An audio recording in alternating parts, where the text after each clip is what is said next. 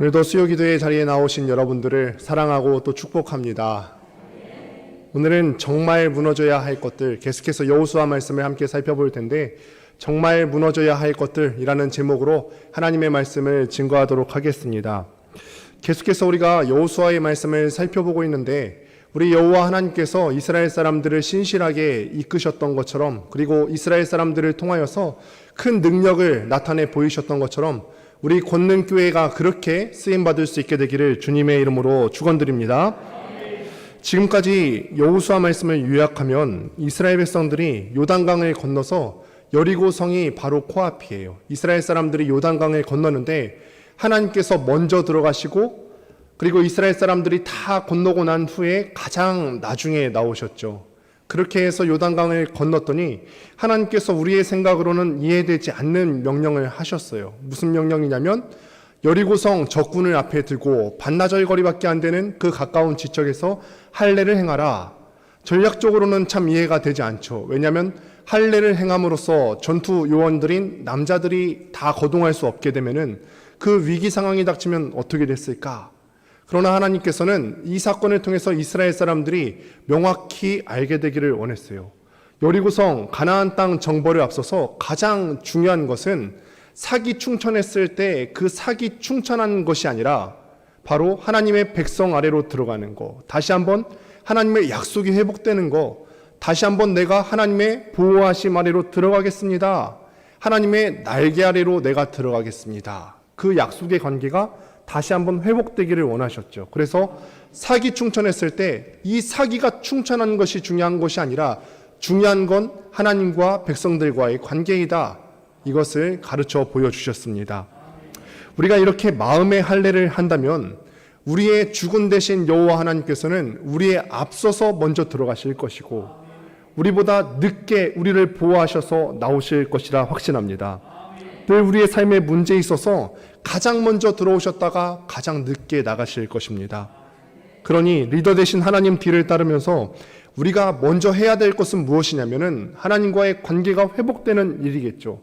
우리의 부끄러운 죄악들을 다 굴려버리는 거죠. 큰 바위를 굴리듯이 다 굴려버리고 오직 고요하게 주님의 뒤를 따르는 것인 줄을 믿습니다. 여호수아가 오늘 본문을 보니까 이제는 내가 대장답게 리더답게 행동하고 싶었나 봅니다. 그래서 13절 본문 처음에 보면은 여호수아가 여리고에 가까이 이르렀을 때라고 시작을 합니다. 여호수아가 여리고에 가까이 이르렀을 때. 그런데 본문을 보니까 특정하게 군대와 함께 갔다는 말이 없는 걸로 보아서는 여호수아가 홀로 여리고성을 먼저 정탐하러 갔나 봅니다. 군대와 함께 있지 않은 것으로 보아서 아마 리더로서 여리고성에 먼저 가까이 가서 본 것 같습니다. 이게 리더의 마음이겠죠. 리더의 마음일 겁니다. 먼저 앞장서서 처음으로 들어가고 나중까지 있고자 하는 그 마음이 리더의 마음이죠. 그런데 이 여호수아의 눈앞에 누군지 정확하게는 처음에는 기록이 되어 있지 않습니다만 한 사람이 칼을 뽑아서 여호수아 앞에 서 있다라고 기록을 하고 있습니다. 지금 이 상황을 여러분들 마음 가운데 그려보면은 이 여호수아가 전쟁을 앞두고 있죠. 전쟁을 앞둔 사람의 마음이 어떨까요? 그냥 평안할까요? 우리는 아직 전쟁이 끝나지 않은 나라에서 사는 백성으로서 전쟁의 두려움을 잘 알고 있어요. 언제 다시 전쟁이 시작될지 모르는 그 두려움을 잘 알고 있는 민족이에요. 여호수아가 아마 전쟁을 앞두고 나서 매우 두려운 마음이었을 겁니다. 예민했을 거예요. 그리고 그 앞에서 고민이 많습니다. 그런데 그 앞에 큰 칼을 뽑아들고 누군가가 서 있다면은 여호수아의 마음이 얼마나 두렵고 저 사람이 누굴까 궁금해하지 않았겠습니까? 그래서 여호수아가 본문 13절에서 묻습니다. 너는 우리를 위하느냐 아니면은 내 적군을 위하느냐? 한마디로 하면은 너는 내 편이냐 내 편이 아니냐? 이게 전쟁을 앞둔 장수로서, 전쟁을 앞둔 한 단체의 리더로서 당연히 이 질문이 떠올라야 되겠지요. 우리 편일까? 내 앞에 모르는 사람이 큰 칼을 들고 서 있는데 저 사람이 과연 내 편일까? 아닐까? 이게 늘 궁금합니다. 여호수아 입장에서 저 사람은 과연 나 여호수아의 편일 것인가? 궁금하겠죠. 그런데 여러분, 하나님도 그러실까요? 하나님도 그러실까? 하나님은 다루실 수 있어요. 전쟁을 앞둔 여호수아를 보면은 여호와께서 내 편인가 아닌가가 궁금하겠죠. 우리는 많은 사람들을 내 편으로 만들고 싶어 해요. 우리가 살아가면서 많은 사람들이 내 편이 되었으면 좋겠다, 그렇게 생각하면서 살아가지 않습니까? 그렇죠. 내 편이 되었으면 좋겠어요. 심지어는 우리가 기도를 할 때 내가 하나님 편에 서겠습니다, 내가 하나님 뒤를 따라가겠습니다, 이렇게 고백하기보다는 나의 이기적인 욕심이 앞서는데도 불구하고 하나님께서 내 편이 되어 주십시오, 이렇게 요구하죠. 이것이 설령 내 이기적인 욕심의 간구라 할지라도 우리는 하나님께서 내 편이 되어 주셨으면 좋겠다, 하나님 앞에 그렇게 간구합니다. 그런데 여기서 중요한 것은 내 욕구가 아니라 하나님의 관심사가 더 중요합니다. 우리는 우리의 이기적인 행동에도 하나님이 내 편에 서시기를 간절히 바랍니다. 내 선하지 않은 욕구를 갈망하는 데에도 하나님께서 여기에도 내 편이 되어 주시기를 간절히 갈망해요. 그런데 하나님께서 내 편에 서는 것이 아니라 내가 하나님 편에 설 것인가에 대해서 더 관심이 많으세요. 누가 나의 편에 설 것인가? 누가 나의 뒤를 따라올 것인가? 그 길이 쉽지 않은 길임에도 불구하고 누가 나의 뒤를 따를 것인가? 여호수아의 그 질문에 여호와의 군대 대장이 14절에서 이렇게 말합니다. 그가 이르되 아니라 나는 여호와의 군대 대장으로 지금 왔느니라, 이렇게 대답을 합니다. 지금 여호수아가 너무 많이 두렵고 이 전쟁을 앞두고 너무 많이 예민하고 백성들에 앞서서 정찰하고 있는 전쟁을 준비하는 대장 여호수아가 지금 이 여호와의 군대 대장으로서 지금 와 있는 것입니다. 이 앞에 여호수아는 이 여호와의 군대 대장이 지금 누구의 편인지를 확인하고 싶었을 것이고, 여호와의 군대 대장은 여호수아가 과연 하나님의 편인가, 이 사람이 과연 하나님의 편인가, 하나님을 따를 것인가, 이것을 확인하고 싶었을 거예요. 누가 주님의 편에 서고 누가 주님의 뒤에 서겠습니까? 그래서 이 말을 듣고 이 사람이 나는 여호와의 군대 대장이다 라고 하는 소개의 말을 듣고 여호수아가 가만히 있을 수가 없었죠. 그래서 납작 엎드리는 모습을 우리가 본문 가운데 볼 수가 있습니다. 우리는 여기서 질문을 한 가지 던져볼 수가 있어요. 왜 이 전쟁을 앞둔 시기에, 민감한 시기에, 이 절체절명의 순간에 여호와의 군대 대장은 여호수아를 찾아왔을까? 오래전에 우리가 야곱의 이야기를 한번 생각해 보실까요? 야곱은 아버지와 형을 속여서 복을 갈취했어요.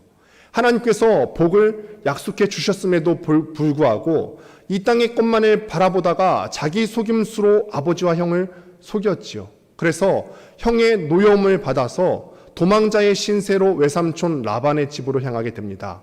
본가 친척 집으로부터 약 800km나 떨어진 아주 머나먼 길로 도망자의 길을 가게 됐죠. 외삼촌 라반의 집에서의 생활은 순탄했을까요? 그렇지 않았어요. 거기서부터 잘 살았으면은, 거기서부터 정직하게 하나님의 말씀대로 순종하면서 살았으면 좋았을 것을 외삼촌 라반도 속여서 나오게 되죠. 그래서 이 외삼촌 라반이 죽이겠다고 쫓아왔는데 겨우겨우 설득해서 돌려보내고 이제는 자신을 죽일지도 모르는 그 형이 있는 곳으로 다시 가고 있습니다. 아마 이 야곱의 마음이 여기 본문에 나오는 여호수아의 마음과 비슷하지 않았을까요? 바로 그 길을 걷고 있는데 이 야곱의 눈앞에 한 가지 현상이 나타나고 있는 것입니다. 창세기 32장 1절과 2절 말씀을 보도록 하겠습니다. 함께 읽습니다. 시작.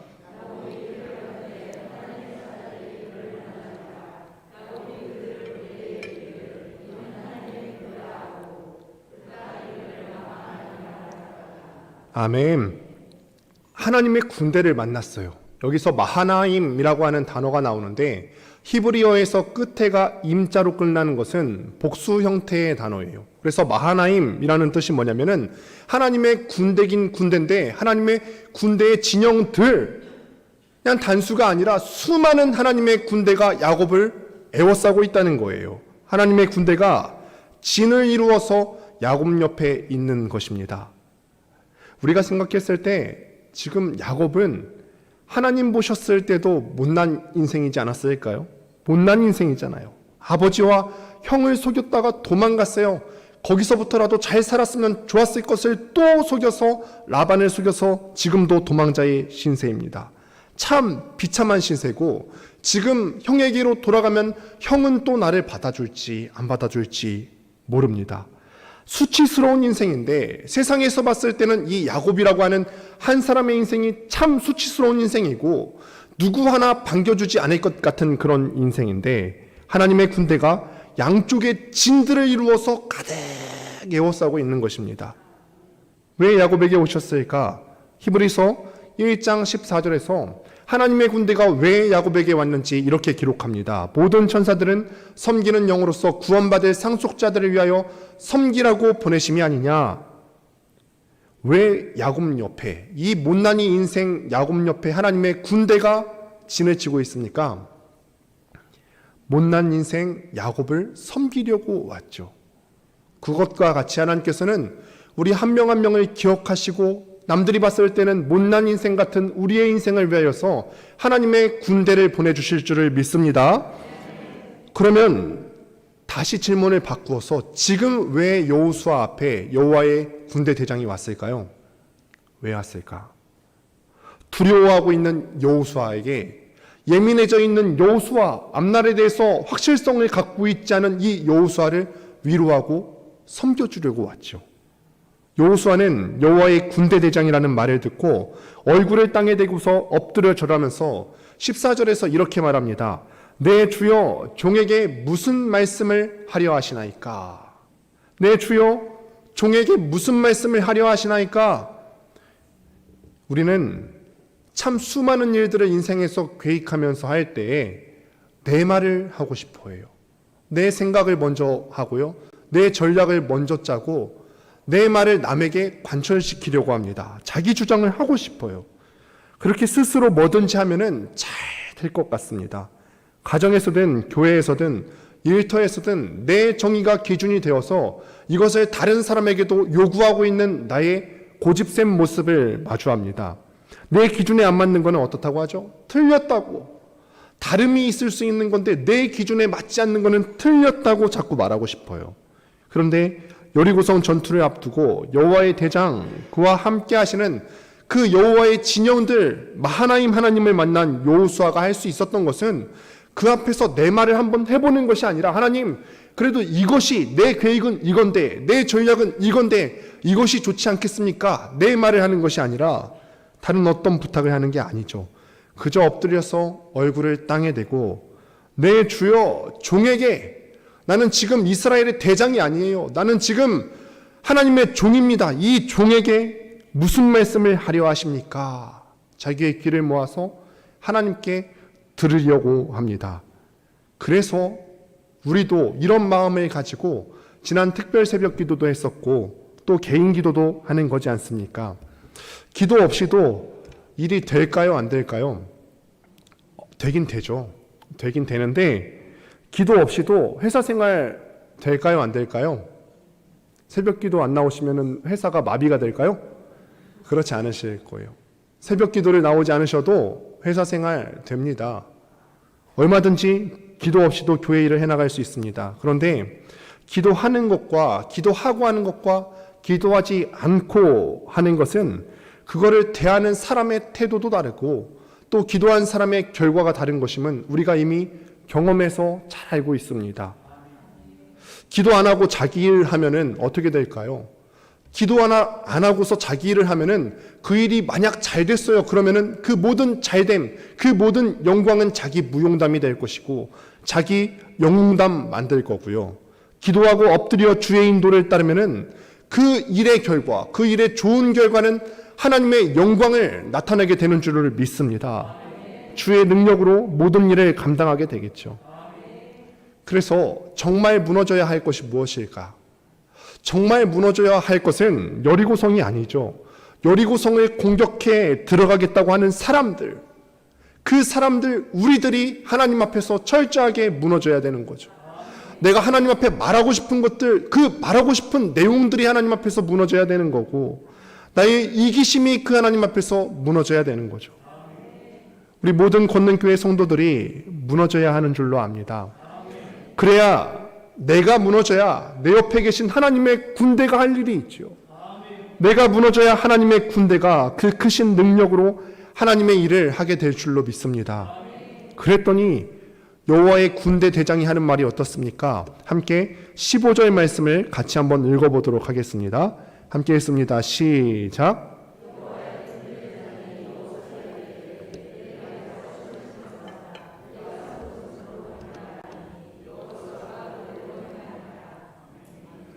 여호와가 그곳에 계시기 때문에 하나님께서 계시는 그곳은 거룩합니다. 거룩한 땅에서 내가 할 일이 뭘까요? 우리는 거룩하신 하나님 앞에서 내가 무엇을 해야 될까? 보니까 신을 벗으라 라고 하네요. 신을 벗는 것. 그런데 우리가 이 장면을 어디선가 본 적이 있어요. 어디서 봤냐면은 하나님께서 모세를 부르실 때에도 그렇게 말씀하셨죠. 모세야, 내가 선 곳은 거룩한 곳이니 신을 벗으라. 그렇게 모세를 부르실 때에도 신을 벗으라고 하셨던 하나님께서는 오늘 여호수아에게도 또한 시대를 건너뛰어서 오늘 우리에게도 신을 벗으라 라고 말씀하십니다. 여러분, 신이 무엇을 뜻할까요? 하나님께서는 우리에게 거룩한 나에게 나아올 때에는 신발을 벗어야 된다고 하는데 신발이 무슨 뜻인지 알아야 되지 않을까요? 신발이 뭘까요? 그 뜨거운 광야에서 신은 신발은 내 건강을 지키는 수단입니다. 이 신발은 내 생명을 보호하고 있는 수단이고 아주 중요한 도구입니다. 네 생명 네가 못 지켜. 네 생명 네 힘으로 지킬 수 있을 것 같이 그거 네가 못 지킨다. 그거 벗어. 하나님께서 이것을 우리에게 요구하시는 거죠. 전쟁 앞두고 할례를 하라고 하시질 않나. 전쟁 앞둔 지휘관 대장에게 이제는 신발까지 벗으라 하십니다. 또한 신발은 이 보호의 기능만 있는 것이 아니라 권위를 상징하는 물건이기도 합니다. 높은 존재 앞에 서면은 낮고 약한 존재는 반드시 자기 신발을 벗어서 자기의 약함을 드러내야 하죠. 인도에 어떤 힌두교 신전을 본 적이 있는데, 제가 인도를 갔다 온 것이 아니라 그 사진을 본 적이 있는데, 힌두교 그 사원이 밖에 있어요. 밖에 있다 보니까 밖이 다 오물투성이에요. 그런데 사람들이 그 신전 앞에 나아갈 때 자기 신발을 벗고 들어가요. 밖에 있다 보니까 오물을 밟을 수도 있는데 그래도 자기가 모시는 높은 신 앞에 나아간다고 하니까 신발을 벗고 들어가더라는 말이죠. 제가 한 번은 또 이태원 무슬림 모스크에 가본 적이 있어요. 어떻게 얘네들이 어떤 식으로 자기 신에게 제사를 드리나 보려고 간 적이 있었는데, 자기네들이 생각하는 가장 높은 대상인 알라에게 가면서 자기 신발을 벗고 들고 갑니다. 높은 신 앞에 서는 것이라 생각하기 때문에 반드시 자기 신을 벗어야 한다고 그렇게 가르치죠. 여러분, 여호수아가 지금 내가 대장이에요. 내가 우리 가정의 가장입니다. 내가 우리 교회의 직분자예요. 그러면 우리가 뭐 해야 한다고요? 내 신발을 벗어야 한다는 것입니다. 목사인 저부터 하나님 앞에서 신발을 벗고, 또 우리 교회 다니신 직분자들께서 하나님 앞에서 신발을 벗고, 어르신분들부터 먼저 하나님 앞에서 신발을 벗고, 집안의 각 가정의 가장들부터 하나님 앞에서 신을 벗어야 된다는 거죠. 이 가정과 교회를 지키시는 분은 내가 아니에요. 이 신발이 아닙니다. 오직 하나님이신 줄을 믿습니다. 이 가정과 교회의 주인은 오직 하나님이십니다. 겸손한 마음으로 신발을 벗어야 하죠. 여호와의 군대 대장이 와서 첫 번째로 한 말입니다. 내 신을 벗어라. 여기는 하나님께서 계신 곳이기 때문에 너의 힘 내려놓고 너의 명예 내려놓고 하나님 앞에 거룩하게 나와야 된다. 우리가 지금 주일 오후에는 팔복 시리즈를 하고 있죠. 그런데 팔복의 첫 번째 순서를 보면은 천국을 소유하기 위해서는 어떻게 해야 한다고 했죠? 심령이 가난해야 된다. 내가 하나님 앞에 설 때 아무것도 없는 내 자신의 모습을 봐야 된다고 했어요. 아무것도 아닌 것을 바로 깨달아야 되죠.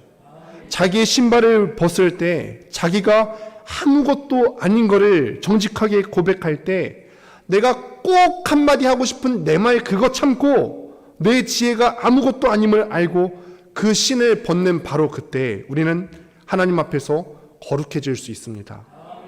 그렇게 신발을 벗고 이제 여호수아의 관점에서 여리고성을 바라보게 됩니다. 6장 1절 말씀을 보니까 이렇게 기록합니다. 함께 1절 말씀을 읽습니다. 시작.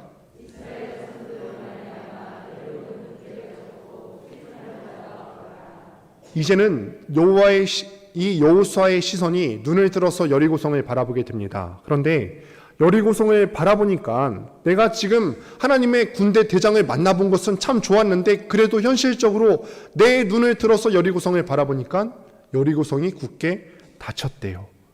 이스라엘 자손들이 요단 강문을 마른 바닥으로 건너게 해주신 것, 이 소식을 들으니까 여리고 사람들이 마음이 녹아서 수비태세로 전환을 한 거예요. 여리고성이 꽉 닫혔습니다.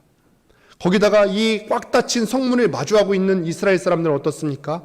이스라엘 사람들은 전문 군대가 아닙니다. 출애굽하던 날 서둘러서 나오느냐고 무기 같은 거를 제대로 챙겨서 나올 수도 없었고 전략이나 전술훈련을 제대로 받은 적도 없습니다. 게다가 광야에서 경험이 그나마 있는 1세대들은 이제는 다 죽었고 지금 현재 여리고성을 마주하고 있는 사람들은 2세대, 출애굽 2세대들입니다. 반면에 적군은 어떻습니까? 이 여리고성은 성벽이 이중으로 되어 있어요. 바깥에 있는 외벽은 무려 높이가 14m에 이르는 아주 높고 견고한 성벽입니다. 이거를 뚫고 들어가면 괜찮을까요?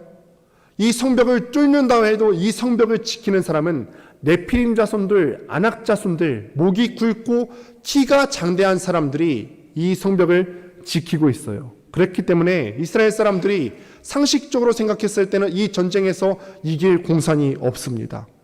그런데 문까지 닫혀 있으면은 어떻게 이 성벽을 정복할 수 있죠? 사다리를 놓고 가면 이길까요? 12m나 올라가야 되는 그 사다리를 만들 수 있을까요? 만들면 또 어떨까요? 그 성벽 위에서 그래 너네가 사다리 잘 타고 오는구나 여기까지 올라오느냐 수고했다 이 성 너 가져라. 여리고성 사람들이 그럴까요? 아낙 자손들이 그 위에서 사다리를 가만두지 않을 거예요. 도대체 어떻게 이길 수 있습니까? 여호수아의 관점에서 도대체가 이 전쟁은 말도 안 되는 전쟁이라는 것을 보여주는 거죠. 눈을 들어서 여리고성을 바라봤더니 여리고성의 문이 꽉 닫혔더라. 그때 2절 말씀에 보니까 여호와의 군대 대장이 와서 두 번째 말을 여호수아에게 하네요. 보라, 내가 여리고와 그 땅과 용사들을 내 손에 넘겨주었으니 보라, 내가 여리고와 그 땅과 용사들을 내 손에 넘겨주었으니. 그렇죠. 여리고는 침략해서 빼앗는 성이 아니에요. 여리고는 빼앗는 성이 아니라 하나님 앞에 두 손으로 받는 성이죠.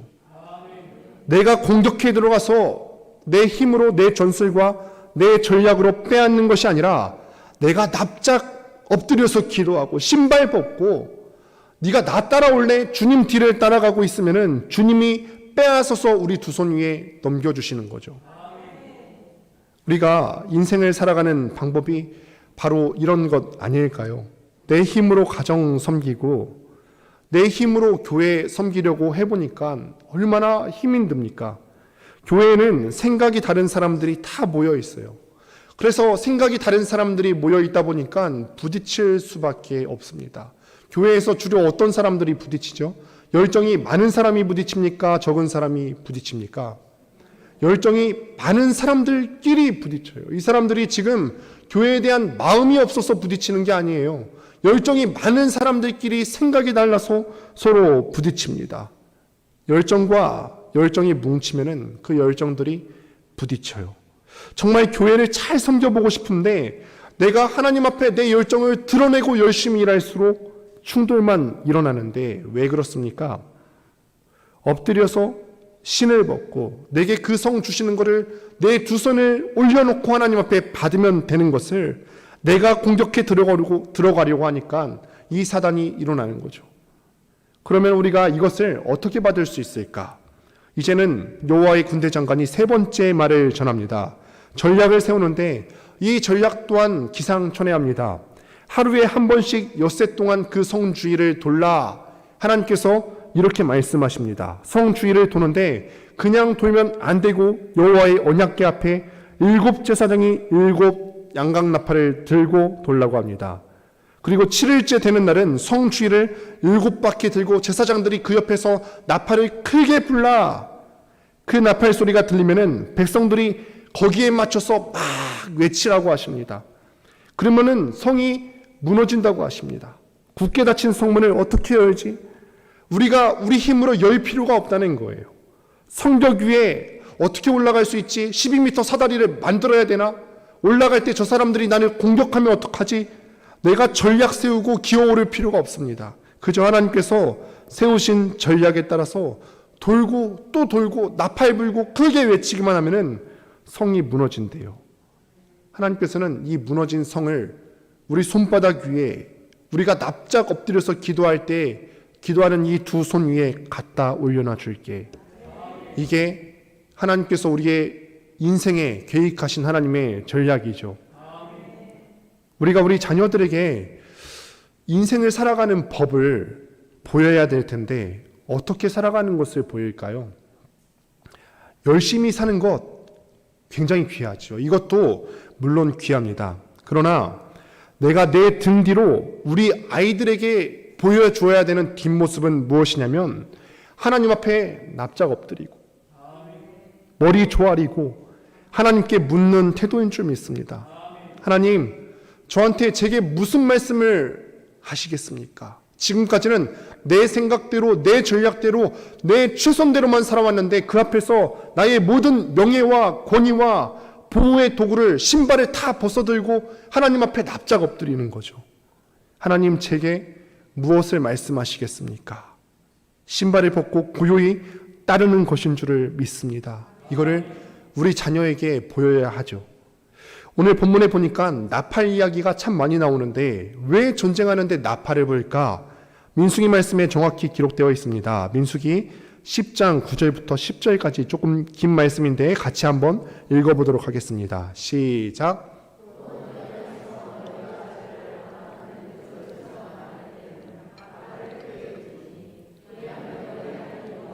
너희를 기억하고 너희를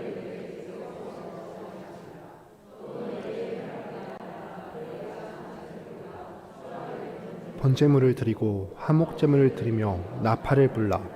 그로 말미암아 너희의 하나님이 너희를 기억하시리라. 나는 너희의 하나님 여호와니라. 대적을 치러 나갈 때, 여리고성을 치러 나갈 때, 아이성을 치러 나갈 때 우리가 해야 될 것은 나팔을, 기도의 나팔을 크게 부는 것이지요. 그러면은 우리가 아니라 전쟁에 능하신 하나님께서 우리를 기억하겠다. 너가 기도의 나팔을 불면은 그 나팔 부는 소리 내가 듣겠다. 그래서 우리가 기도의 나팔을 크게 불어 올리라는 것이죠. 전쟁을 앞두고 또 인생에서 극복하기 어려운 문제들을 앞두고 또 내가 이기기 어려운, 내가 정말로 꺾기 어려운 이 죄성을 앞두고 내가 해야 될 것은 하나님 앞에서 나팔을 부는 것. 여호수아처럼 납작 엎드려서 기도의 나팔을 불어 올리는 것. 그러면 그 엎드려 고요하게 기도하는 사람을 통해서 하나님께서 기억하시고 써주시겠다는 것이죠. 내가 너를 기억해. 혼자 기도의 골방에서 기도하는 것 아무도 안 볼 것 같지만 내가 너를 기억한다. 네가 기도하는 거 다 기억하고 있고 이 기도로 여리고를 이길 수 있게 되는 줄로 믿습니다. 내 능력이 아니라 내 계획이 아니라 내 전략이 아니라 내 실력, 조금 있는 내 실력이 아니라 나의 기도, 나의 기도의 나팔을 기억해 주시는 그 하나님께서 이기게 해 주시는 줄 믿습니다. 그래서 여리고성은 빼앗는 것이 아니라 받는 것입니다. 이 시간이 다 지나고 나서 엘리사 시대 때 아람 나라가 북이스라엘을 쳐들어와서 공격합니다. 그 수가 얼마나 많은지, 이 병거의 대수가 얼마나 많은지 엘리사의 사환이 자기 눈앞에 보이는 것을 보고 두려워하니까 엘리사가 이렇게 말합니다. 열왕기하 6장 16절 말씀에 이렇게 기록하는데 대답하되 두려워하지 말라. 우리와 함께한 자가 그들과 함께한 자보다 많으니라 하고. 이게 무슨 말입니까? 정말 이스라엘 사람들이 아람 군대보다 많습니까? 사원의 눈에 그렇게 보일까요? 많지 않지요. 그런데 엘리사는 우리와 함께한 자가 더 많아 하고 기도했다고 합니다. 엘리사가 뭐라고 기도했냐면 이어서 17절 말씀 이번엔 같이 한번 읽어보도록 하겠습니다. 시작. 기도하여 이르되 여호와여 원하건대 그의 눈을 열어서 보게 하옵소서 하니 여호와께서 그 청년의 눈을 여심해 그가 보니 불말과 불병거가 산에 가득하여 엘리사를 둘렀더라. 이전에는 안 보였어요. 사원 눈에 이렇게 둘러싸고 있는 마하나임의 하나님이 보이지 않았어요. 그런데 기도하면 보이는 것이 있습니다. 아람 군대가 쳐들어와서 이제는 우린 정말 여기 안에 포위되어서 죽을 일밖에 없겠구나. 우린 망했구나. 우리 가정은 더 이상 회복 안 되겠구나. 내 경제적인 문제 이거 회복 안 되겠구나. 우리 교회 어렵겠구나 싶은 바로 그때 우리가 엎드려서 기도하면은 내 눈에 안 보이던 내 등 뒤를 떠받치고 있던 그 불말과 불병거가 얼마나 많은지 그때서야 비로소 우리 눈에 보이는 거죠. 마하나임, 하나님의 진영, 하나님의 진영들, 하나님의 군대들, 하나님의 진영들이 내 등 뒤를 떠받치고 있는 것, 여호와의 군대 대장이 칼을 지켜들고 나를 보호하고 있는 것, 이것이 내 눈에 보이는 것입니다. 우리는 그걸로 이기는 사람인 줄로 믿습니다.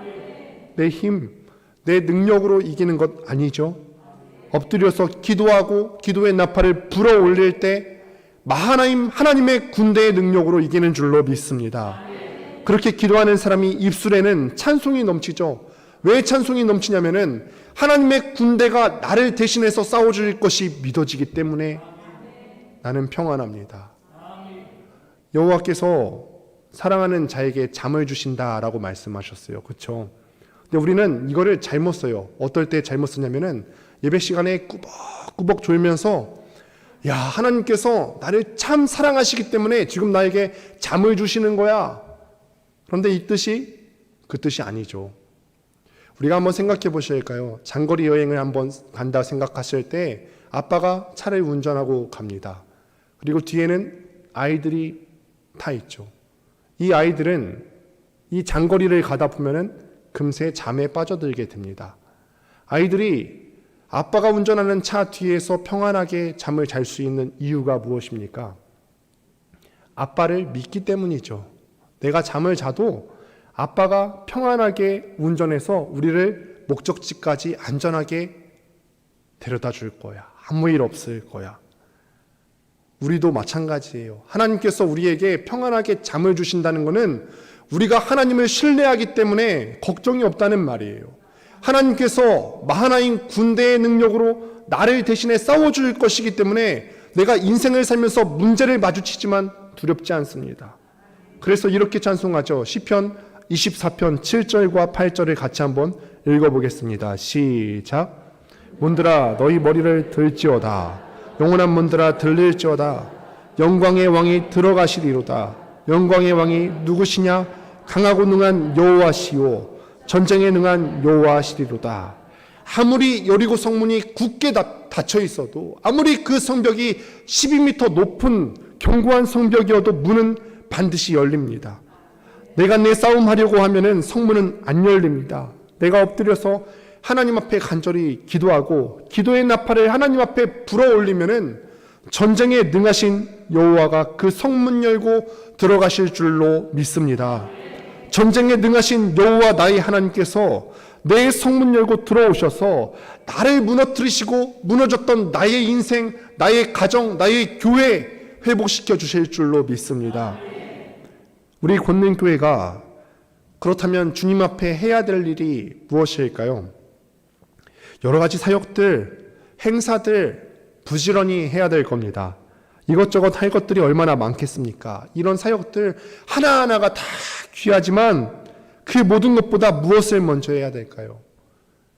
우리가 먼저 엎드려서 내 양쪽에 진영들 가득하게 군대를 이루신 그 마하나임을 이루신 여호와의 군대를 경험하고 영광의 왕, 전쟁에 능하신 여호와께서 나보다 앞서가는 것을 목도하는 것 아닐까요?